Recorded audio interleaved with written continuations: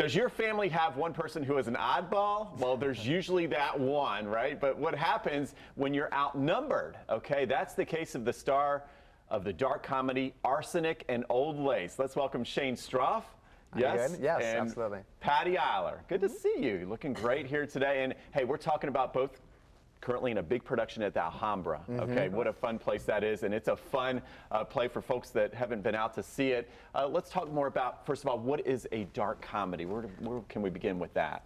Well, dark comedy is just it's a comedy with a little bit of a darker tone to it. I mean, we deal with death in the show, you know, some murders, but it's a lot of fun. We've kind of developed our own style for this show. Our director has directed us in that way, and it's playing very, very well. I heard the laugh-o-meter is through the roof. So on a scale of 1 to 10, so for a dark comedy, there's death involved. What's all this laughing about? I know, it's just a situation that the show is in. It's a situational comedy. It's very, very funny. Makes very me want to know more. All right.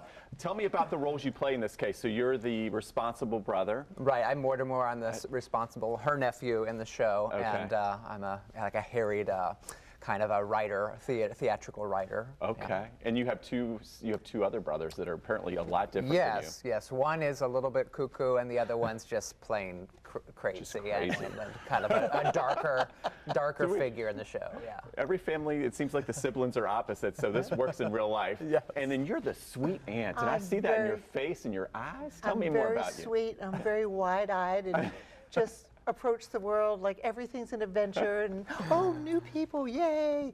Yeah, but she's twisted. Martha, and then she murders them. Okay, Martha Brewster. So in the show, that'll be fun to watch. So tell me why this play still works. It was made popular in 1943, and it really works in today's world as well. What would you say? Well, I think we all kind of have those relatives, like the very sweet, like I was saying. the sweet aunts or grandmothers, and it's her dialogue and what they say in the show that's so funny because they are very sweet, but they're literally killing these men that come to their house. They have like a kind of a boarding house, but no borders because they knock them all off. Because they kill them, and they bury them in the cellar. It's just the whole thing is just like what, but it's hilarious. And you're just as innocent as can be too, right? You just kind of go with it. Absolutely. Okay, very good. What makes the Alhambra, you've been at many different venues, what makes the Alhambra Theater special compared to other places you've been? Oh, wow. I have worked all over the place, but it's just, it's really weird. It becomes a family. It's just like this very strange, wonderful family environment. And strange because you're people from all walks of life converging at this point. And it's delightful. Very absolutely good. Delightful.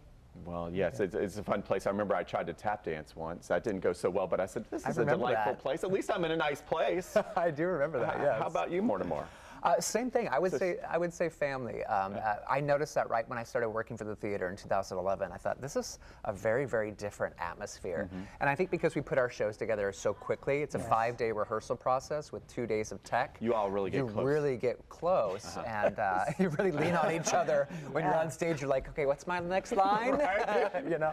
Well, this sounds like a lot of fun. Folks wanting to get out for a different kind of evening. It will be different, right? Absolutely. Yes, it's a lot of fun. And a lot of fun. Okay, and the food. I guess I'm in charge of the menu. I, of course, have to ask about the food. I found out you've got something called a salmon schnitzel as you're watching this fun, and you're laughing, okay? So make sure you chew well.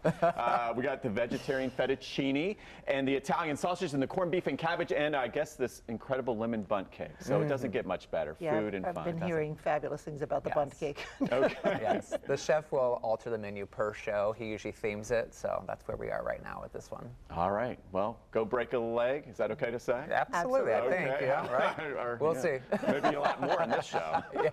Yeah. All right. Well, thank you so much for being with us here on First Coast Living. And of course, you can find out more about this interview and the show. Head to our website, firstcoastliving.net.